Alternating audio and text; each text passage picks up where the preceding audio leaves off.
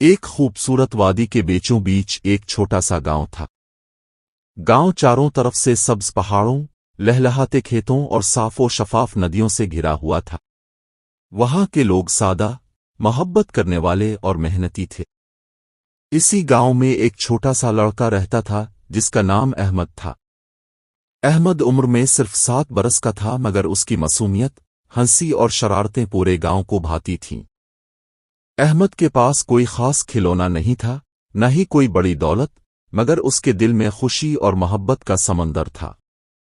गांव के लोग अक्सर खेतों में काम करते, जानवर पालते और शाम को सब मिलकर कहानियां सुनते। अहमद का दिल भी जानवरों में बहुत लगता था। वो मुर्गियों को दाना डालता, बकरियों के साथ खेलता और गांव के कुत्ते के साथ भाग दौड़ करता। मगर इसे हमेशा लगता कि जैसे इसकी जिंदगी में कोई कमी है, कोई ऐसा दोस्त जो उसकी शरारतें बर्दाश्त करे और उसके साथ हर वक्त रहे। एक दिन अहमद जंगल के किनारे खेल रहा था। वो तितलियों के पीछे भाग रहा था कि अचानक से किसी के रोने की आवाज सुनाई दी।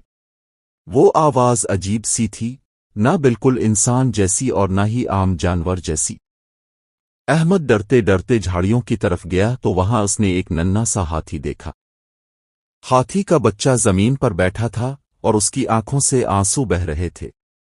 अहमद ने हैरत से कहा, अरे, ये तो हाथी का बच्चा है। तुम यहां अकेले क्या कर रहे हो? हाथी के बच्चे ने अपनी लंबी सूंड से इशारा किया और फिर गमगीन आवाज निकाली। अहमद फौरन समझ गया कि यह हाथी का बच्चा अपने झुंड से बिछड़ गया है। इसके दिल में हमदर्दी जागी और वो आगे बढ़कर उसके करीब बैठ गया। अहमद ने कहा, परेशान ना हो, मैं तुम्हारा दोस्त बनूंगा। हाथी के बच्चे ने अपनी सूंड अहमद के कंधे पर रखी जैसे शुक्रिया अदा कर रहा हो। अहमद ने इसका नाम गोलो रख दिया। इस दिन से अहमद और गोलो की दोस्ती शुरू हुई। अहमद रोज छपकर जंगल के किनारे आता और गोलो से मिलता। वो उसे खाने के लिए गिने, केले और फल लाता। गोलो खुशी से सूंड हिलाकर खेलने लगता। कभी वो अहमद को अपनी पीठ पर बिठाकर छोटे छोटे चक्कर लगवाता, कभी दोनों नदी के किनारे पानी में खेलते। गोलो इतना बड़ा और ताकतवर होता जा रहा था, मगर अहमद की दोस्ती इसके दिल को नर्म रखती थी। गांव के लोग अक्सर हैरान होते कि अहमद कहाँ गुम रहता है, मगर वो किसी को नहीं बताता था। इसे डर था कि कहीं लोग गोलो को कैद न कर लें या नुकसान न पहुंचाएं। वक्त गुजरता गया और अहमद और गोलो की दोस्ती गहरी होती गई।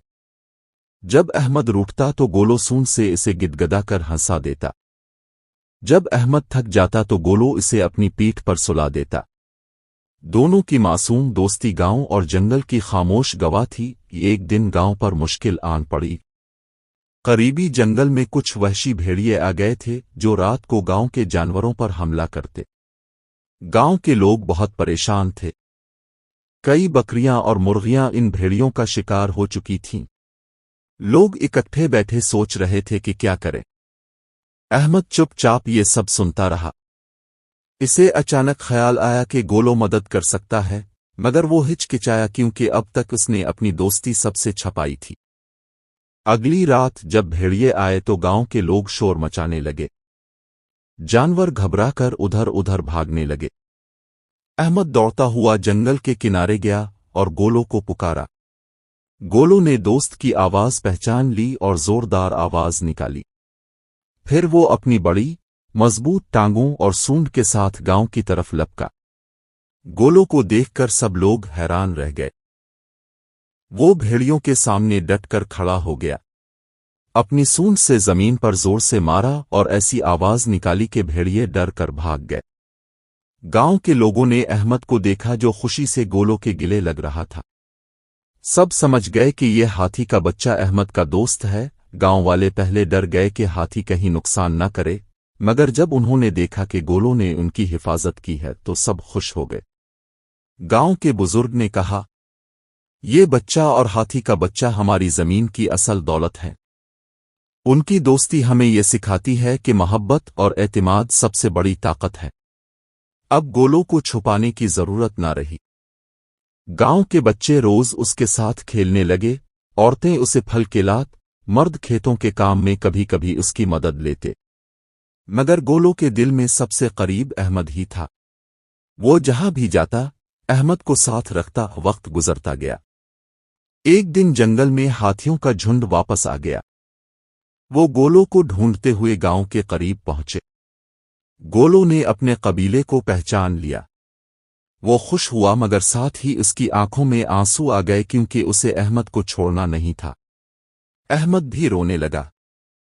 اس نے گولو کی سونڈ کو پکڑ کر کہا، دوست، تمہارا گھر جنگل ہے، تمہیں جانا چاہیے، مگر یاد رکھنا، تم جہاں بھی رہو گے میں ہمیشہ تمہیں یاد رکھوں گا۔ گولو نے زور سے آواز نکالی، جیسے وعدہ کر رہا ہو کہ وہ کبھی احمد کو نہیں بھولے گا۔ پھر وہ آہستہ آہستہ اپنے جھنڈ کے ساتھ جنگل کی طرف چلا گیا۔ گاؤں کے لوگ اس منظر کو دیکھ کر جذباتی ہو گئے۔ احمد نے سب کو بتایا کہ اصل دوستی دل کی گہرائیوں سے ہوتی ہے، چاہے وہ انسانوں میں ہو یا جانوروں میں۔ گولو اور احمد کی کہانی گاؤں کے لیے ایک روایت بن گئی۔